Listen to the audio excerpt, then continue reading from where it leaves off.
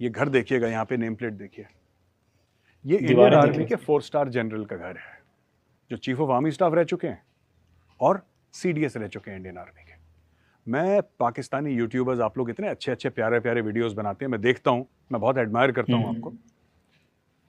मैं सिर्फ आपसे एक रिक्वेस्ट करना चाहता हूँ कि आपके जो 4 स्टार जनरल हैं, जो आपके आर्मी चीफ हैं, उनके घर कभी दिखाइए। वीडियो डालिए कि साहब ये हमारे आर्मी चीफ हैं, ये जनरल बाजवा है ना, ये इनका घर है, घर के अंदर जरा शूट करवाइए।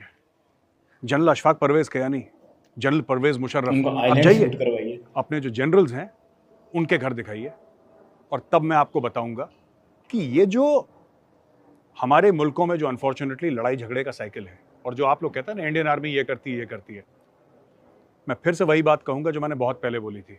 The Indian army is not just a powerful army, it's also a moral army. We are not strong because we have कोई शक ही नहीं वेपन्स, इसमें। We are strong because we are right.